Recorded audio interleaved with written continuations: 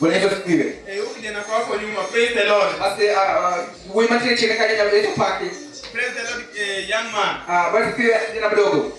Today we want to look at the book of Genesis chapter 1 verse 1. Leo basi tunataka kuangazia kitabu cha Mwanzo 1:1. We want to look before we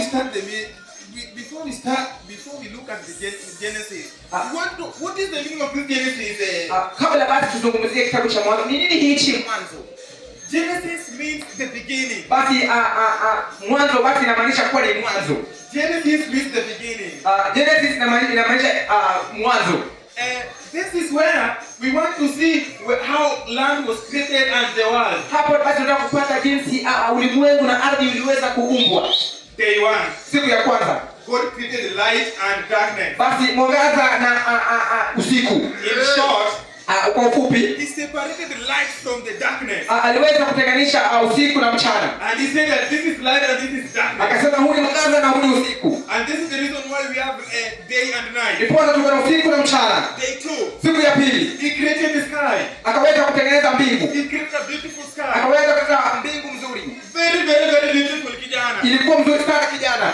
Day 3. Siku ya 3. He created sun, moon and heavenly body. Basi jua, nyota, basi na mwezi aliweza kuweka. That is why we have moon. Ndipo tuko na mwezi. We have stars. Tuko na nyota. And we have sun. Tuko na jua. Where moon reflects light from the sun. Basi mwezi unaweza kutoa mwangaza kutoka kwa jua. Day 4. Siku ya 4. He created vegetation. Akaweza kutengeneza vegetation. The land and vegetation and sea. Aliweza kuweka ardhi, vegetation na maji. Day 5. Siku ya 5. He created sea creatures. Aliweza kuweka basi wanyama wa ardhi. After creating the sea. Baada ya kuweka basi amen. He decided to create sea creatures. Akaweza kuweka basi wanyama wa maji. Where we have sharks. Basi pale kuna sharks. Etc. Na zingine. Day 5. Siku basi ya 5. He created all kind of animals and human being on his own image. Siku ya 6 basi aliweza kuumba binadamu basi na wanyama. Day 7. Siku basi ya 7. He rested. Aliweza kupumzika. And every man and every people have to rest on day 7. Ndipo kila mtu anapaswa basi kutulia siku ya Sabato.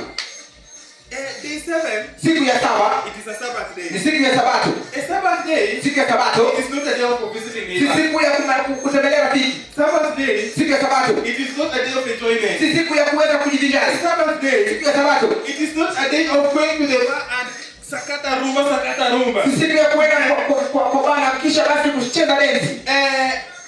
In the early before Christ. Basi kule nyuma before Christ, people were standing on the church.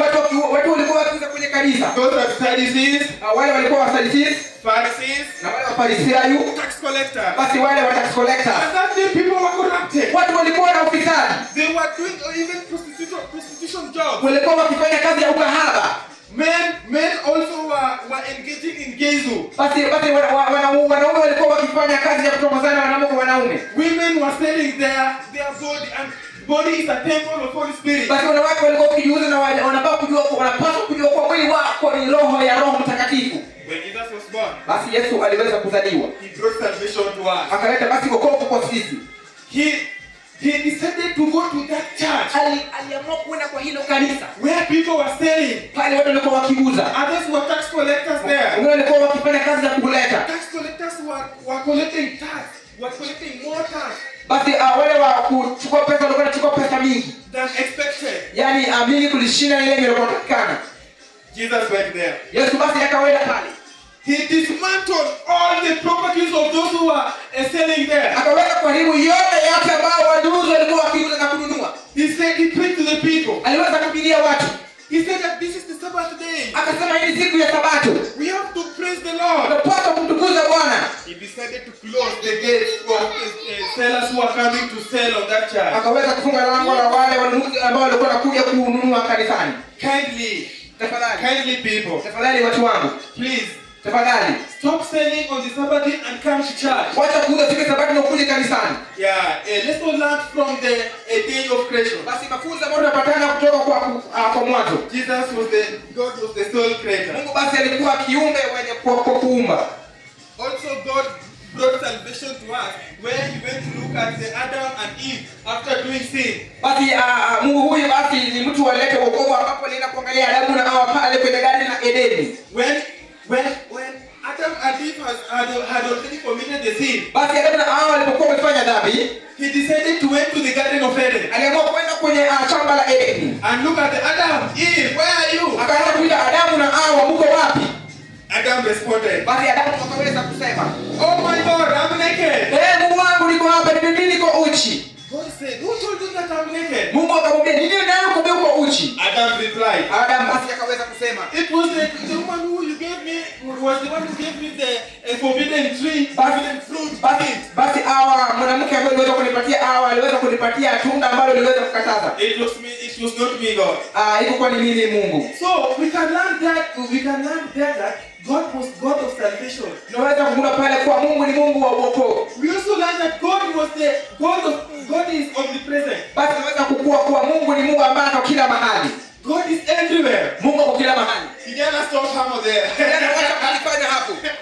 God is everywhere. Mungu ako kila mahali. And is looking what we are doing. Anaangalia kile ambacho tunaweza kufanya. We want to look also at John chapter 11 verse 35. Basi Yohana 11 basi 15. Jesus wept. Mungu basi aliweza kulia. Jesus wept. Mungu alilia. When Jesus was on the cross, basi Yesu alipokuwa pale msalabani, he wept. aliweza kulia. He also wept.